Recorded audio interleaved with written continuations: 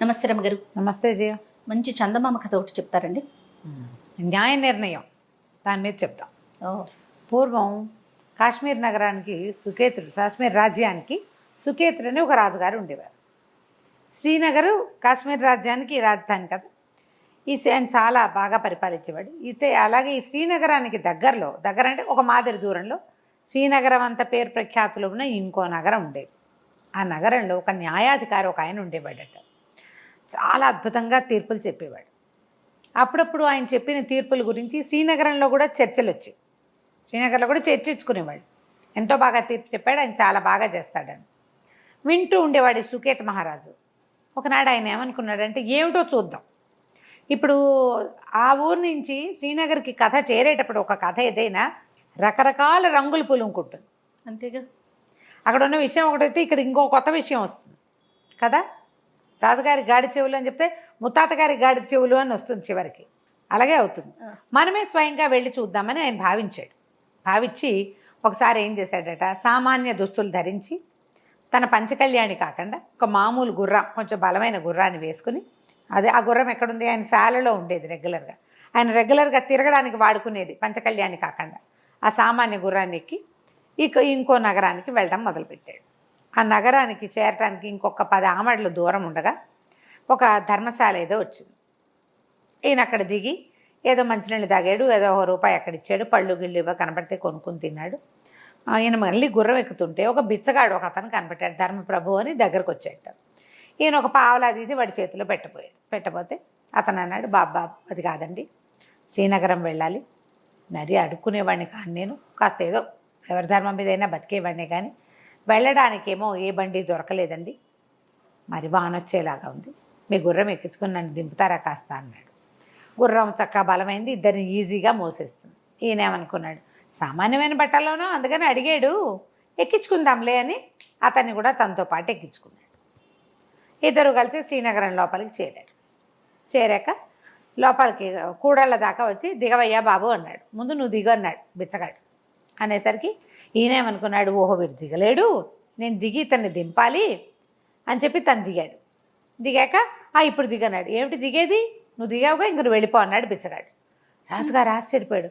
అదేమిటి నా గుర్రం మీద కూర్చుని అలా అంటావు అనగానే బిచ్చగాడినే, నీ గుర్రం ఏమిటి, ఇంకా నయం, ఈ గుర్రాన్ని నాది, నువ్వు నిన్నెక్కించుకున్నా కూడళ్లలో నీవు దింపా, ఈ ఊరు మాది, ఈ గుర్రాన్ని నాదని మొదలుపెట్టాడు. ఈయన ఆశ్చర్యపోయాడు. ఊరిని ఇంత దొంగల దారేమిట్రా నాయన, నువ్వు బిచ్చగాడివి, పద న్యాయాధికారి దగ్గరికి అన్నాడు. అనేసరికి బిచ్చగాడు అన్నాడు, నాకేమన్నా భయం అనుకున్నావా, పిడిరాయల్లే ఉన్నావు, నీకు గుర్రమై ఉందని ఎవరు నమ్ముతారు, నేనంటే కాళ్ళు లేనివాడిని, ఒక కాళ్ళు లేదు నాకు, కుంటి బిచ్చగాడిని నేను, కుంటివాడిని, అందుకని నేను గుర్రం మీద తిరుగుతా, నువ్వు నాకు పిడిరాయల్లే ఉన్నావు, 2 కాళ్ళతో నడుస్తావు, నీ గుర్రం అంటే ఎట్లా నమ్ముతారు, ససేమిరా అన్నాడు. అనేసరికి రాజు ఏమనుకున్నాడు, ఓహో ఎలాగో మనం న్యాయాధికారిని చూడబోదామనుకున్నాం, ఇదే పుచ్చుకెళ్దాం ఎట్లా చెప్తాడోనని ఈ గుర్రాన్ని వెంబడి పెట్టుకుని న్యాయశాలకి వెళ్ళారు. ఓకే. ఈయన కూడా ఎక్కాడు. ఇద్దరు కలిసి అక్కడ దాకా పోయాక సరే ఈయన లోపలికి వెళ్ళాడు. న్యాయం కోసం వచ్చామని చెప్పారు. బిచ్చగాడు ఇంకా గుర్రం మీదే కూర్చున్నాడు. ఈయన మాత్రం గుర్రం దిగాడు. లోపలికి తీసుకెళ్ళారు. న్యాయాధికారి ఎవరినైనా ఏమిటంటే, అయ్యా మాది శ్రీనగరం అండి, నేను ఇక్కడ పని మీద వచ్చాను, ఒక వ్యక్తిని కలుద్దామని, వచ్చే దారిలో ధర్మశాల దగ్గర ఆగాను, అక్కడ ఇతను ఈ కాలు లేని మా కాలుకి చేతి కింద చెక్క కాలు పెట్టుకున్న ఒక అతను నన్ను సహాయం అడిగాడు, సహాయం అడిగితే ఎక్కించుకున్నాను బాబు, కూడల దగ్గర దింపుతుంటే ఈ గుర్రాన్ని నాదని మొదలుపెట్టాడు, తీసుకొచ్చాను అన్నాడు. ఏమయ్యా నీ సంగతి ఏమిటని ఆయన అడిగాడు న్యాయాధిపతి. ఈ బుచ్చగాడు అన్నాడు, కుంటి బిచ్చగాడు, కాదండి బాబు, నాకు అసలు కాళ్ళు లేదు, ఒక కాలు ఏమో పూర్తిగా లేదు, మోకాలు దాకా లేదు, 2వ కాలు పాదం దాకా లేదు, నేను కర్రలతోటే నడుస్తానండి, మరి తిరగలేక నేను గుర్రం కొనుక్కున్నాను, నా శక్తి అంతా ధారపోసి, ఈ గుర్రం నాదండి, ఆ రోడ్డు మీద ధర్మశాల దగ్గర ఉండి ఊళ్ళోకి వెళ్ళాలంటుంటే బళ్ళు ఎందుకని పోనీలేమని నేను ఎక్కించుకుంటే ఇట్లా అంటున్నాడండి అన్నాడు. ఆయన ఇద్దరికేసి పరకాయించి చూసి ఓ పని చేయండి, గుర్రాన్ని ఈరోజు మా దగ్గర అట్టి పెట్టండి, రేపొద్దున చెప్తా వెళ్ళిపోండి మీ ఇద్దరు అన్నాడు. అదే సమయానికి ఇంకో ఇద్దరు వచ్చారు. ఒక ఆవిడ మూగావిడని తీసుకుని ఇద్దరు, ఒక కరణం గారు ఒక రైతు. ఆ మూగావిడ తమ భార్య అంటే తమ భార్యని కొట్టుకుంటున్నారు వాళ్ళిద్దరు. ఆమె ఏం చెప్పలేదు కదా భర్త ఎవరు అంటే. ఆవిడకి బాగా మాటలు కూడా అర్థం కావు. సరే ఈయన ఏమన్నాడు, ఆ భార్యని ఇక్కడ అట్టుపెట్టి మీ ఇద్దరు బొండి రేపు పొద్దున్న రండి అన్నాడు. అక్కడి నుంచి ఇంకో ఇద్దరు వచ్చారు. ఒకడేమో నూనెగా అనుకోవాడు, వాడు ఒళ్ళంతా అక్కడక్కడ నూనె మరకలు, చేతుల నిండా నూనె జిడ్డు, నూనె మరకలు, వాడు నూనె వాసన వస్తూ. ఇంకొకడు కటికవాడు, అంటే అతను మాంసం కొట్టువాడు అనమాట. అతని చేతిలో ఇంత డబ్బులుంటే ఏమని చెప్తున్నారు, బాబు నేను నూనె కొనుక్కోవటానికి వచ్చానండి, జేబులో చిల్లర ఎంచుతుంటే ఆ డబ్బులన్నీ నావేనంటున్నాడండి నూనె కొట్టువాడు అని కటికవాడు చెప్పాడు.